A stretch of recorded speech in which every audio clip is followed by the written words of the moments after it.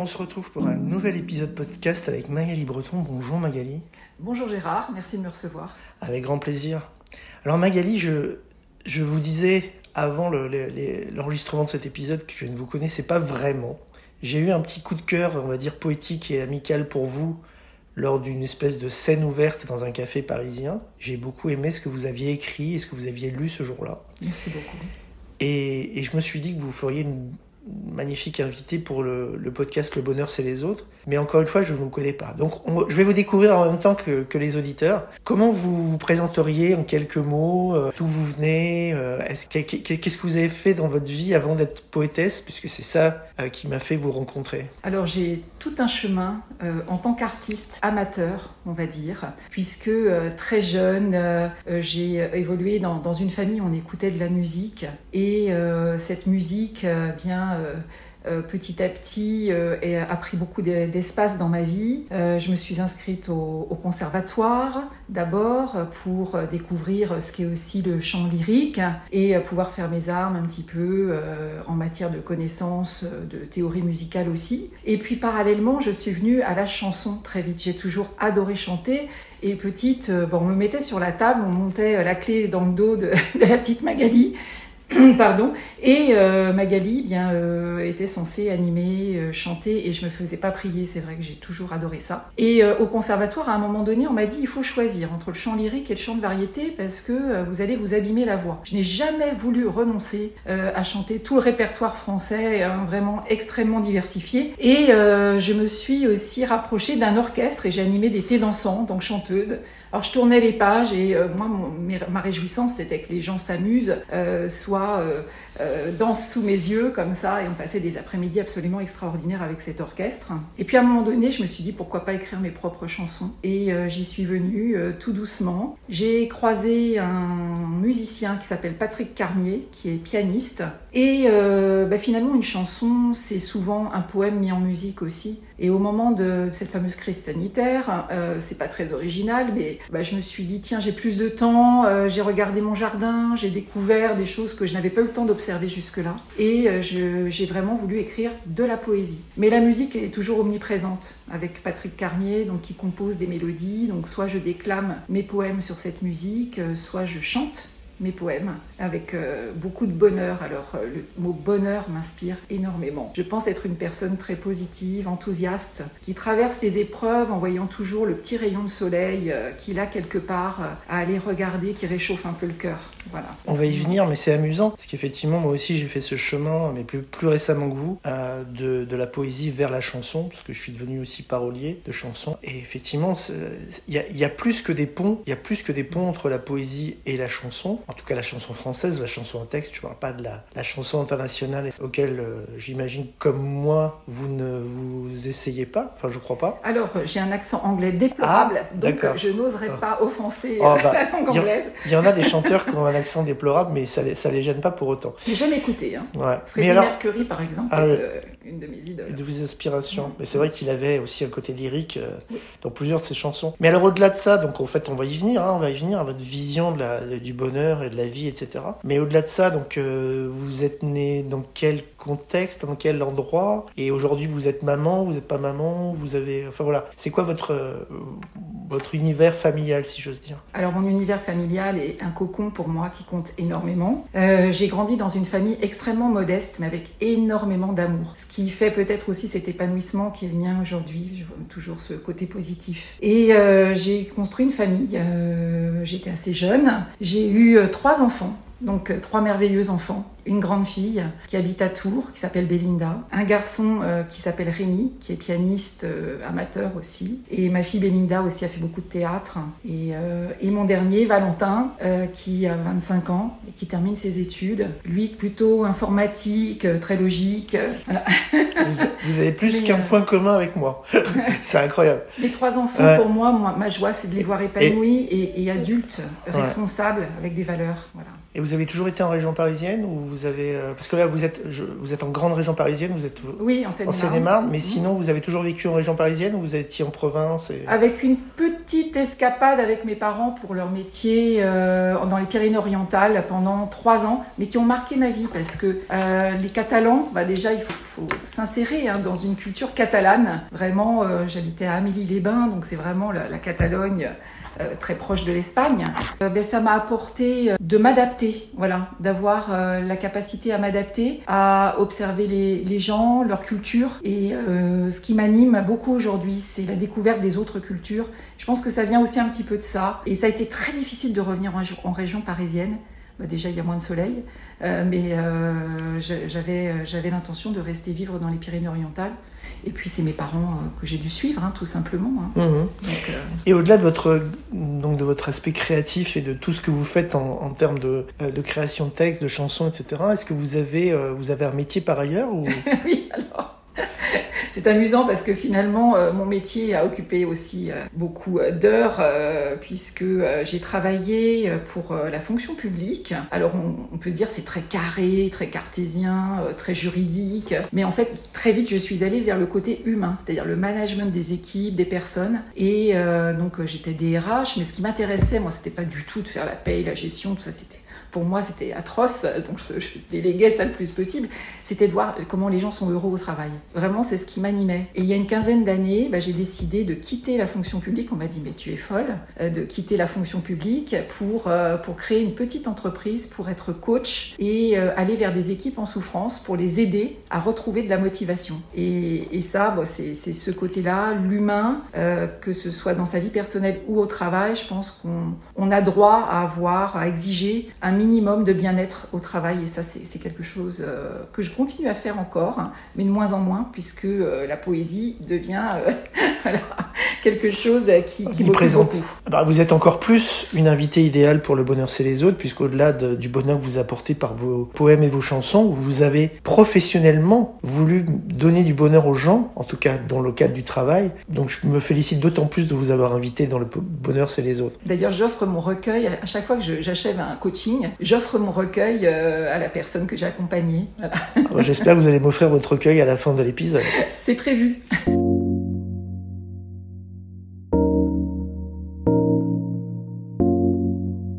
Alors si je vous demande, Magali, c'est quoi? Vous m'avez dit que c'était très important, votre famille, et aussi avec vos parents, votre vie avec vos parents, etc., que ce soit en région parisienne ou dans les Pyrénées-Orientales. Si je vous demande un souvenir de votre enfance, un souvenir heureux de votre enfance, vous me diriez lequel?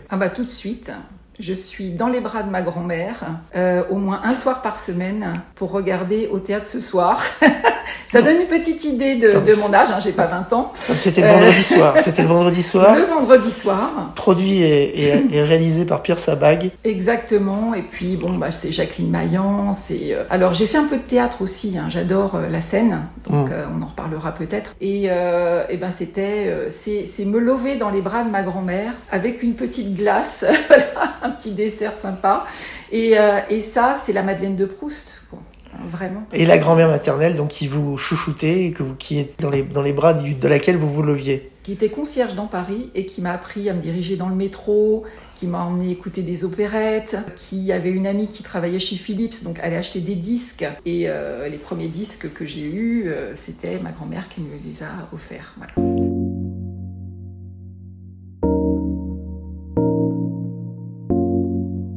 Si je vous demande un livre, un film, une pièce de théâtre, un auteur, peut-être une chanson, quelque chose qui vous a accompagné toute votre vie, un moment dans votre vie qui a été indélébile, vous me diriez quoi? Alors, je vais peut-être parler d'un livre avec lequel j'ai vraiment pris une claque quand on parle d'humanisme, de générosité, d'altruisme. C'est La vie devant soi de Romain Gary. Je l'ai lu, quel âge je pouvais avoir, peu importe. Ces personnages de Momo et de Madame Rosa, qui sont tous les deux paumés, qui ont des histoires douloureuses et qui se soutiennent mutuellement. Franchement, ça m'a arraché les larmes. J'ai trouvé ça ça d'une splendeur, d'humanité. Donc ça, c'est vraiment un livre. Et alors récemment, j'ai été sollicitée par un réseau que j'ai intégré qui s'appelle Réseau des auteurs, Rencontre des auteurs francophones, exactement. Et donc, ils éditent des ouvrages collaboratifs, dont un récemment qui a été publié autour de l'œuvre de Romain Gary. Donc j'ai écrit 2 poèmes, un en hommage à Momo et un en hommage à Madame Rosa dans cet ouvrage. J'ai la chance d'être éditée maintenant régulièrement dans les ouvrages de Rencontre des auteurs francophones.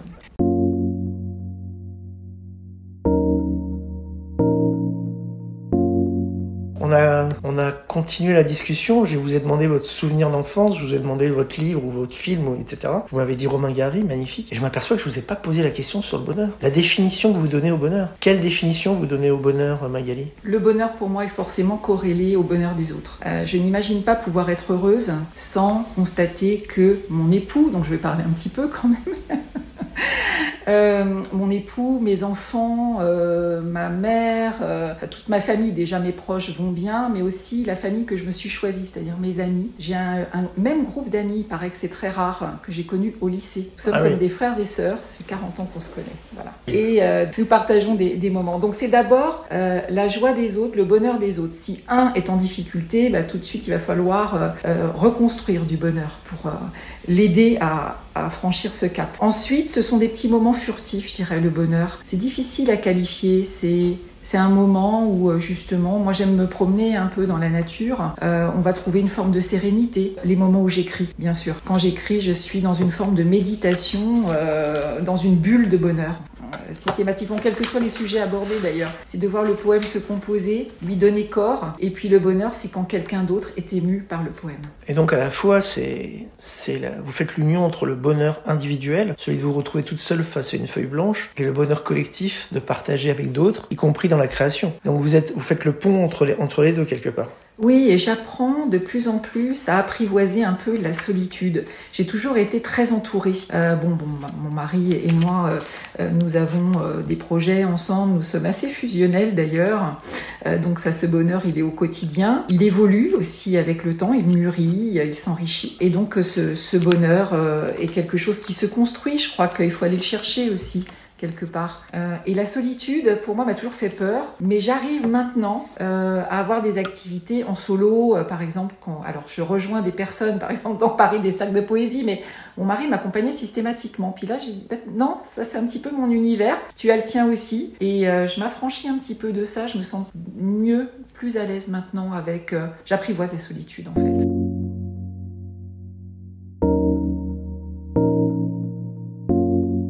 Alors vous êtes une femme de mots, M-O-T-S, pas de mots M-E-A-U-X, même si vous habitez pas loin, ni de mots M-A-U-X. J'ai envie de vous demander, c'est quoi le mot de la langue française que vous préférez, ou le mot auquel vous pensez là instantanément alors qu'on est en train de se parler là? Ça va être en rapport avec un sentiment, c'est pas, là encore, je parlais d'originalité tout à l'heure, mais c'est tellement, je pense que beaucoup de personnes répondraient ça, c'est le mot amour, tout simplement. Ouais, parce que c'est le mot qu'on me cite le plus souvent, ouais. Mais expliquez-moi quand même, votre passion pour ce mot amour, il recouvre quoi? Il recouvre quelle réalité? C'est très très large, parce que c'est l'amour des siens tout simplement, mais l'amour qu'on a connu et qu'on essaie d'entretenir, cette flamme aussi dans le couple, mais c'est aussi l'amour amical. Est-ce qu'on peut dire qu'il y a un amour amical? Je pense. C'est un amour, mais sans sexualité, mais c'est un amour. En latin, si vous avez fait un peu de latin, c'est la même racine. Hein. Ouais. Amour et amitié, c'est la même racine. Ouais. Dans les deux cas, il y a de l'amour, mais il s'exprime différemment. Et puis, mon dernier recueil s'appelle Les liens qui nous unissent. Magnifique. C'est l'amour au sens large, même de celui que je ne connais pas, que je vais découvrir. Et on parle d'empathie, mais l'empathie, pour moi, est une forme d'amour aussi, parce que c'est l'intérêt pour l'autre. Et puis, ça va développer justement un lien. On ne sait pas encore lequel. Et moi, je suis vraiment pour la découverte des autres dans ce qu'ils sont, dans leur parcours, dans leur richesse. C'est ce que vous faites, Gérard, vous-même. Mais dans les cercles de poésie que je rejoins, il y a beaucoup de personnes qui sont d'origine étrangère. Et je découvre ces cultures. Et c'est quelque chose... je suis très attachée à l'union entre les peuples. Alors, un poète peut-il faire de la politique? Je crois pas. C'est pas forcément son rôle. Ou alors de la politique politique au sens très large. Quand je dis dans un poème que les frontières, pour moi, ça n'évoque rien, voilà, on est tous sur une même planète et que ça peut paraître naïf, mais je tiens beaucoup, beaucoup à utiliser cette voix dans mes écrits. Parce que mais en même temps, vous avez des frontières. C'est-à-dire, vous êtes, on l'a dit, vous écrivez en français. Est-ce que ça veut dire qu'il n'y a pas de frontières, ou plutôt il y a des frontières mais qu'on peut franchir? Parce que en réalité, la France est une vérité, est une réalité. C'est le mot que je cherchais, est une réalité, comme il y a d'autres réalités, d'autres pays, etc. Alors oui, les frontières, c'est artificiel. Et puis ça peut bouger à travers le temps, à travers l'histoire, etc. Mais en fait, je pense que c'est naïf de dire qu'il n'y a pas de frontières. En revanche, dire qu'il y a des frontières mais qu'on peut les franchir, oui. C'est pas exactement la même chose. C'est tout à fait. Vous êtes d'accord avec moi? Bien sûr, c'est une invention de l'homme, les frontières. Donc franchissons-les. Regardons ce qui se passe de l'autre côté. J'ai organisé récemment un concert pour l'Ukraine, par exemple, dans le village où j'habite. J'ai fait venir 2 musiciennes ukrainiennes réfugiées. Et elles m'ont pris dans leurs bras à la fin du concert. Enfin, c'est tous ces moments-là. Et puis, dans mes poèmes, un poème, par exemple, qui utilise la métaphore du goéland qui survole les pays et qui, lui, les frontières, il s'en fiche un petit peu. Donc, oui, essayons virtuellement d'abolir ces frontières dans tout ce que ça peut recouvrir, ce terme.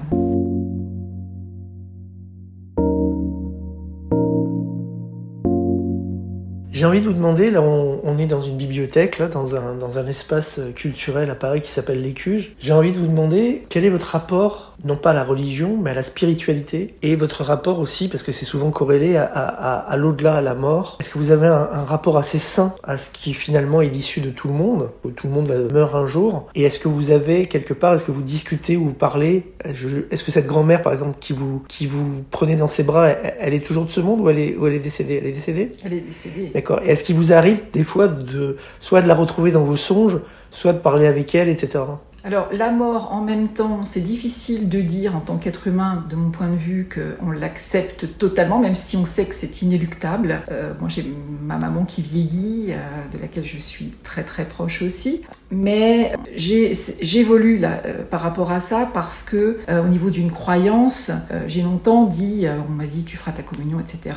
Ça s'imposait, c'était de fait. Vous étiez élevé dans la religion catholique, c'est ça? Religion catholique. D'accord. Et puis plus j'avance, plus je suis dans une forme de doute. Mais je me rends compte que dans les moments où j'ai vraiment besoin de me raccrocher à cette religion, elle revient, quoi. Et que si je visite une église, je ne le fais pas uniquement parce que c'est un monument historique, mais aussi parce que quelque part je suis pénétrée par cette religion et je ne ressors pas sans faire une prière. Donc, mais je suis dans une espèce d'entre-deux aujourd'hui, et j'aimerais que cette religion revienne plus dans ma vie parce que je pense que c'est quelque chose qui aide énormément. Et j'ai un poème qui s'appelle Kyrie eleison. C'est un homme assis au fond d'une église qui observe les croyants et qui dit « Je les envie, j'aurais aimé être croyant ». C'est le poème préféré de mon époux. Je suis sûre qu'il a bon goût. Je pense que c'est une force, vraiment, de croire. Et il faut que là, je travaille là-dessus pour essayer de comprendre où je me situe aujourd'hui. Mais cette flamme, elle est toujours là quand même. D'accord. Donc il y a une croyance, mais qui n'est pas dénuée de doute. Et c'était ma question. Vous avez fait une magnifique liaison avec la question suivante, qui était est-ce que vous doutez souvent dans l'existence? Et si vous doutez, est-ce que vous doutez plutôt de vous ou plutôt des autres? Là, vous me parliez du doute par rapport à l'existence de Dieu, etc. Mais enfin, j'imagine que c'était ça. Mais là, je vous demande plus, est-ce que vous avez tendance à douter de vous? C'est-à-dire vous avez besoin sans arrêt d'être réassuré, sans arrêt. En tout cas, régulièrement d'être réassuré sur vos compétences, sur votre création, même dans le cadre professionnel. Et est-ce que vous avez des doutes aussi sur les gens qui viennent face à vous, sur l'authenticité des gens, sur éventuellement leur fidélité, sur leur capacité ou non à vous trahir? Enfin voilà. Est-ce que le doute fait partie de votre existence? Alors le doute, je pense qu'il est là, il faudrait analyser cela, mais à partir du moment où on se présente dans des concours de poésie, où finalement on se demande si on va être applaudi à la fin d'un spectacle, où on recherche la vie, même sur les réseaux, parce qu'aujourd'hui, si on veut se faire connaître, il faut aussi passer par les réseaux, et on voit des likes, etc., et on se dit « Ah, ça plaît, oui, j'ai besoin quand même de ça pour aller vérifier quelque part que mon travail, les autres l'ont reçu, mais j'aimerais que ce soit reçu comme un cadeau. Je ne peux pas imaginer écrire de la poésie chez moi et laisser ça sur un coin de mon bureau. Faut vraiment, et si les autres en retour me disent « On a aimé, ça nous a fait du bien », Oui, c'est une forme de vérification finalement, donc le doute est là quelque part. Et chez les autres, j'ai toujours un a priori positif. Donc parfois je serai déçue, mais je n'ai pas de doute quand je rencontre quelqu'un sur son authenticité. Le postulat de départ, c'est ça, l'authenticité. Et non, je n'ai pas souvent des doutes. Le doute peut se forger dans une relation à un moment donné, oui, mais pas à brûle-pourpoint.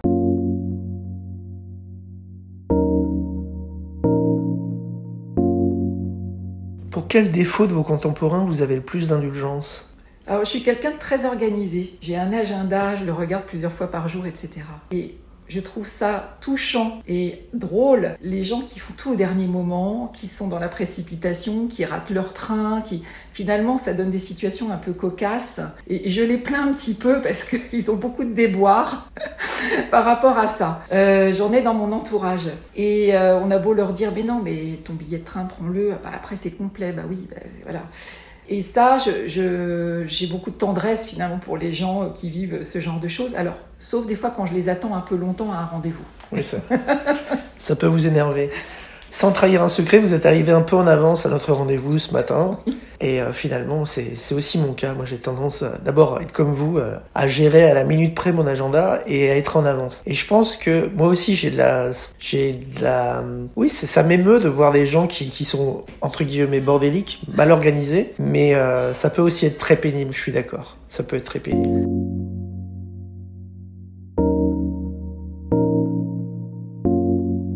Alors on peut sommairement séparer la population entre les optimistes et les pessimistes. Je dis sommairement parce que suivant les situations de la vie, on peut être plus ou moins optimiste ou plus ou moins pessimiste. Et donc moi je comprends avec tout ce que vous m'avez dit que vous rangez plutôt dans le clan des optimistes. Mais qu'est-ce qui vous rendrait optimiste en fait pour l'avenir ? Parce que on voit qu'en ce moment la période est très dure, que la France en plus, et je le dis à chaque épisode, est un pays extrêmement pessimiste, un des pays les plus pessimistes du monde. Qu'est-ce que vous pourriez dire à quelqu'un qui est pessimiste pour lui donner des raisons d'être comme vous ? C'est difficile parce qu'on l'est ou on l'est pas naturellement. Donc aller convaincre quelqu'un de pessimiste de devenir optimiste, bon, il va falloir vraiment argumenter.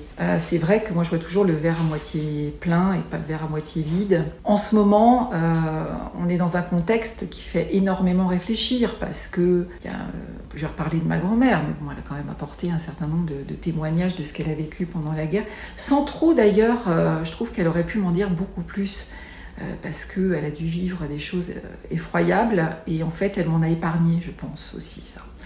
Alors, on se dit que comment peut-on participer à réinjecter de l'optimisme finalement, dans un monde qui va mal, dans un monde anxiogène actuellement. C'est vrai qu'on ressent cette chape de plomb quand même. C'est peut-être en écrivant justement de la poésie, ça peut être quelque chose de très symbolique, mais en distillant des poèmes qui vont... J'allais vous le dire, il y a un très grand poète, enfin un poète français qui a eu des fonctions officielles au sein du ministère de la Culture, etc., qui a écrit un livre qui s'appelle « La poésie sauvera le monde ». C'est un peu votre avis ? Alors c'est Michel Hazanavicius. Pas lui en l'occurrence, mais... Non, mais je voulais parler de lui aussi. D'accord, ouais. Qui récemment disait qu'il s'était rendu en Ukraine, quasiment sur le front, et que les soldats ne peuvent lire que des poèmes, parce qu'ils n'ont pas le temps de lire un roman, bien évidemment, et que le poème est salvateur, leur permet de s'extraire par l'esprit, temporairement, de ce contexte terrible dans lequel ils sont, et de les rassurer, de leur apporter quelques petits instants, furtifs là encore, mais de rêve. Et ça, je me suis dit que le poème avait une puissance incroyable par rapport à ça. Donc ça me donne encore plus envie d'écrire. Je crois qu'il y a un exemple, alors je voudrais pas me tromper, mais je crois que dans Si c'est un homme de Primo Levi, quand il parle de son expérience de la Shoah à Auschwitz, donc je rappelle Primo Levi qui a été à Auschwitz et qui s'est suicidé dans les années 60 parce qu'il n'a pas supporté l'après en fait. Et il décrivait dans le livre, alors je crois que c'est lui, mais à moins que ça soit Elie Wiesel, enfin, un Hongrois je crois, qui connaissait par cœur des dizaines de poèmes et qui les lisait dans sa tête et qui de temps en temps les disait à haute voix, et c'est ça qui l'a aidé à tenir dans l'enfer concentrationnaire nazi. Donc ça renvoie à ce que vous venez de dire sur Hazanavicius et son voyage en Ukraine. Hazanavicius qui d'ailleurs, et c'est très poétique parce que la poésie on peut la trouver dans plein de choses, a fait un film incroyable à partir du livre de Jean-Claude Grimbert, La plus précieuse des marchandises. Malheureusement pas couronné au César, et qui a probablement fait une carrière assez courte au cinéma. Mais le livre, en tout cas, de Jean-Claude Grimbert est toujours disponible et là, pour le coup, il est poétique, mais il se présente sous la forme d'un conte. On dirait un conte pour enfants, mais en réalité, ça n'en est pas un. C'est un conte pour grands enfants, en fait.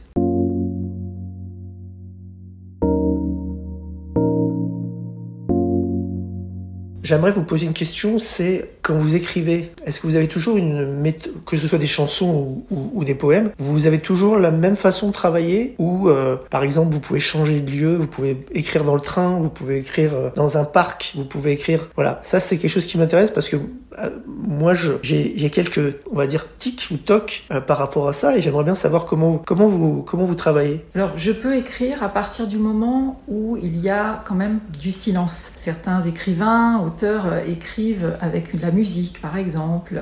Moi j'ai vraiment besoin de ce silence pour être dans une forme de méditation. Ça peut être dans la nature, ça peut être chez moi. Alors j'ai un bureau qui est tourné vers mon jardin avec des grandes baies vitrées, les oiseaux, le paysage c'est jamais le même tableau.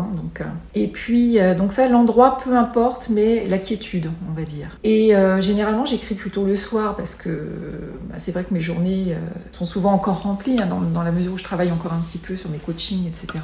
Donc le soir plutôt, mais justement, cette atmosphère nocturne me plaît beaucoup. Sinon, je travaille avec ma sœur Muriel Pic, qui est photographe. Alors, soit je vais lui proposer un poème pour qu'elle crée la photographie qui va avec le poème, soit je vais choisir une de ses photographies. Ce sont des gens, elle photographie les humains, voilà, dans des circonstances diverses et variées. Et souvent, une de ses photos va m'inspirer un poème. Donc, on croise comme ça nos regards, photographie et poème, ce qui fait que mes recueils sont illustrés par ma sœur Muriel Pic.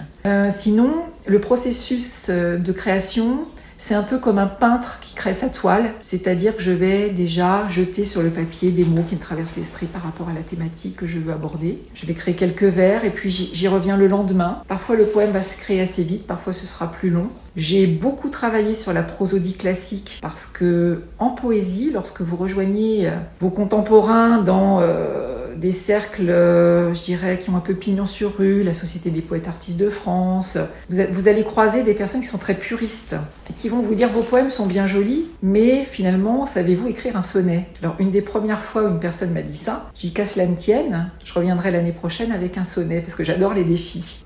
Et là, quand on veut écrire, il faut vérifier quand même qu'un certain nombre de règles sont respectées, les alexandrins, la césure à l'hémistiche, la rime riche, etc. Ça m'a demandé quand même beaucoup de travail, mais j'ai adoré aussi parce que quand on écrit un poème classique, il y a une résonance, il y a un rythme.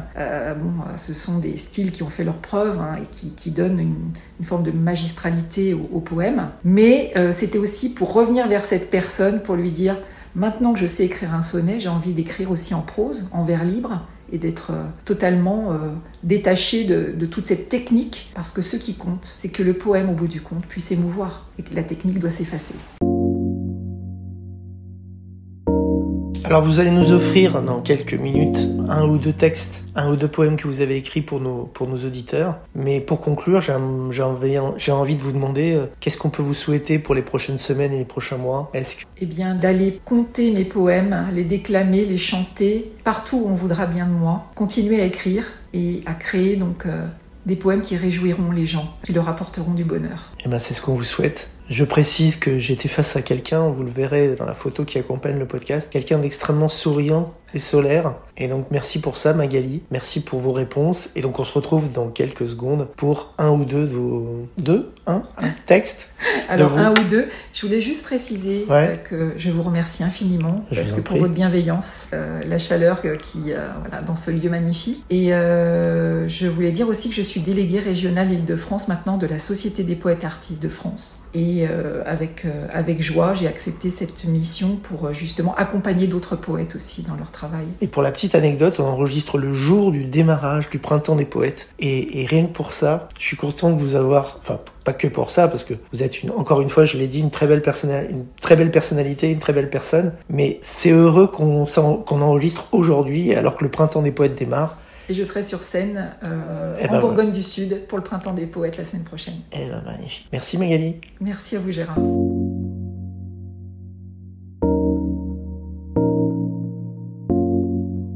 Alors Magali, vous avez tenu la promesse. Vous allez nous lire 2 de vos textes magnifiques. Alors j'avais même pas noté, mais je l'ai noté en arrêtant mon magnétophone, si on peut dire. On n'utilise plus ce terme-là, mais bon. Mon enregistreur, j'ai noté que vous vous appeliez Breton comme un grand poète qui s'appelait André Breton, et vous m'avez dit, mon père s'appelle André. Bon, évidemment, c'est un homonyme, vous n'êtes pas la fille d'André Breton, ou alors faut... Pas le même. Pas le même. Et donc, allons-y. Commençons par le premier poème, donc qui s'appelle comment ? D'où vient cette musique ? Et d'où vient cette musique ? Donc c'est un des poèmes que vous m'avez fait découvrir dans cette scène ouverte il y a pas longtemps, et on vous écoute. Le poème est mis en musique par Patrick Carmier quand je l'interprète sur scène. D'où vient cette musique ? D'où vient cette musique ? Il s'agit d'un piano, un air mélancolique au fascinant tempo, une douce mélodie rompant ma solitude et cette nostalgie emplie d'ingratitude. Je plaque mon oreille contre ce mur tout blanc, j'attends comme la veille et les soirs précédents.